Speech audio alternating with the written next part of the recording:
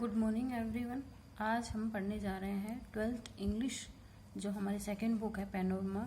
उसका जो हमारा फर्स्ट स्टोरी है द टाइगर किंग, उसका सेकंड पार्ट। तो चलिए स्टार्ट करते हैं।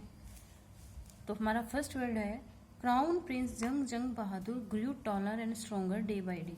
यानी जो राजकुमार, क्राउन जो प्रिंस था, मुकुट का अधिकारी, राज मुकुट का अधिकारी जो राजकुमार था, प्रिंस था, जिसका नाम जंग जंग बहादुर था, वह धीरे धीरे डे बाय डे यानी दिन प्रतिदिन होता गया, ग्रू होता गया, टॉलर काफी लंबा, एंड स्ट्रोंगर और शक्तिशाली, मजबूत होता गया।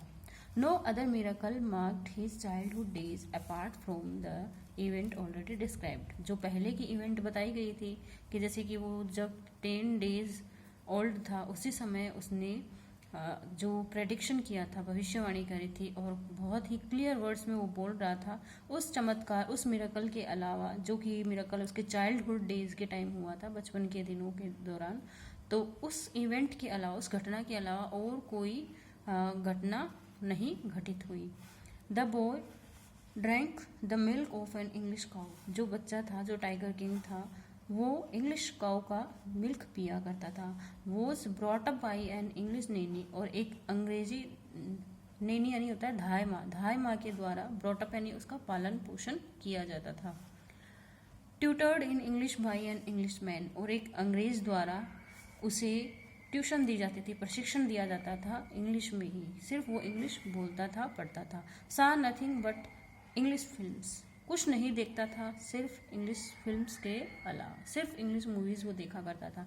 Exactly as the crown princes of all the other Indian states did, जैसा बिल्कुल ठीक वैसा ही उसको ब्रॉटअप किया जा रहा था, जैसा कि दूसरे जो इंडियन स्टेट्स थे, भारतीय जो राज्य थे, उनके जो दूसरे राजकुमार किया करते थे, सेम उसी वे में उसका पालन पोषण या उसको ब्रॉटअप किया जा रहा था।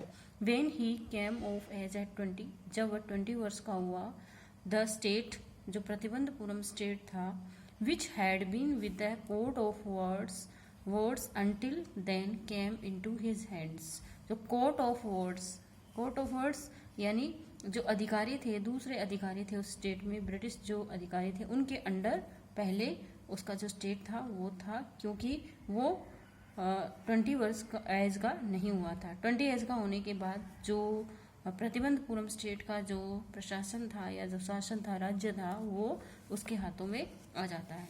But every one in his kingdom remember the astrologers prediction, लेकिन उसके उस किंगडम में, उस प्रतिबंधपुरम राज्य में, साम्राज्य में, हर कोई जानता था ज्योतिषियों की भविष्यवाणी के बारे में। Many continue to discuss the matter, और कई लोग तो ऐसे थे जो कि लगातार बातें करते रहते थे, विचार विमर्श करते रहते थे उस मैटर के बारे में, उस बात के बारे में, जो कि काफी पहले हैपन हुआ था उसे चाइल्डहुड डेज के दौरान। स्लोली, धीरे धीरे, it came to the maharaja ears, धीरे धीरे ये जो रूमर्स थी, अफवाहें थी, पहले की जो इवेंट्स थी, वो महाराजा के कानों तक पहुंचती है। There were innumerable forest in the Pratibandhapuram state, वहाँ जो प्रतिबंधपुरम राज्य था उसमें बहुत सारे असंख्य जंगल थे। They had tigers in them, और उन में काफी सारे टाइगर्स भी थे। The maharaja knew the old saying, maharaja जो था, जो टाइगर किंग था, वो एक पुरानी कहावत को अच्छी तरह जानते थे।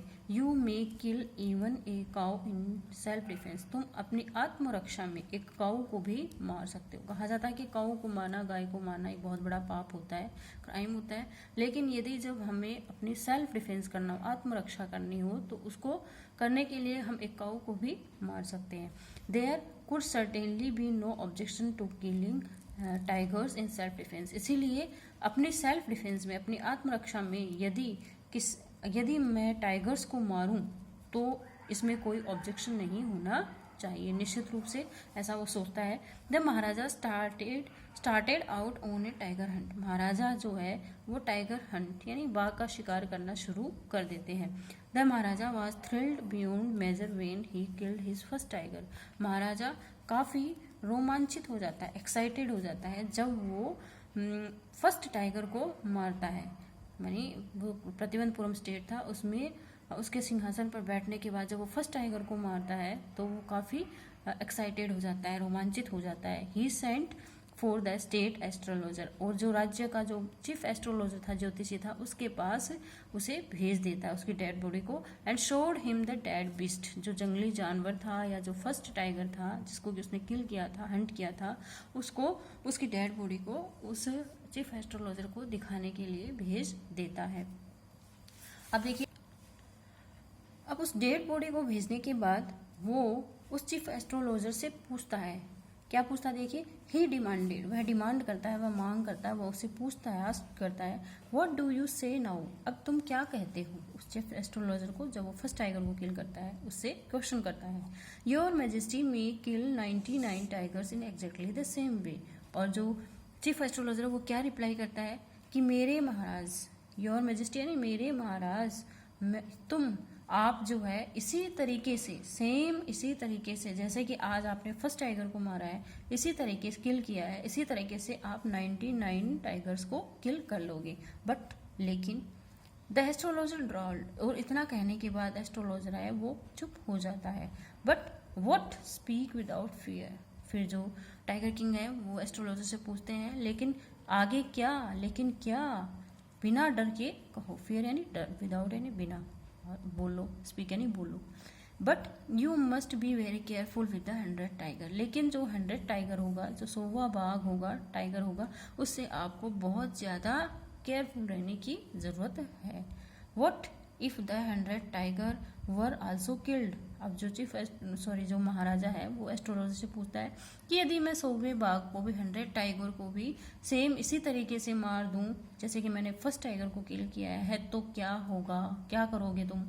There I will tear up all my books on astrologer, तो चीफ एस्ट्रोलॉजर है वो उससे कहता है, मुख्य ज्योतिषी, कि मेरे पास ज्योतिष शास्त्र पर, एस्ट्रोलॉजी पर जितनी भी मेरी सारी बुक्स हैं उन सबको मैं टीयर अप कर दूंगा, टीयर अप यानी फाड़ दूंगा, सेट फायर टू देम, उन्हें आग में फेंक दूंगा, एंड और फिर एंड कह के वो दोबारा स्टॉप हो जाता है।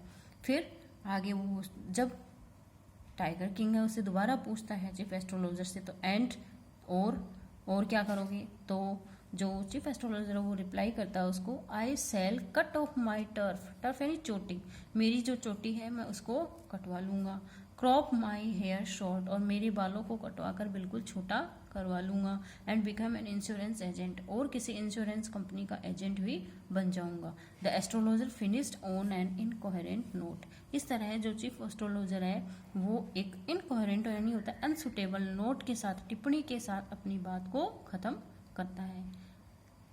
Thank you.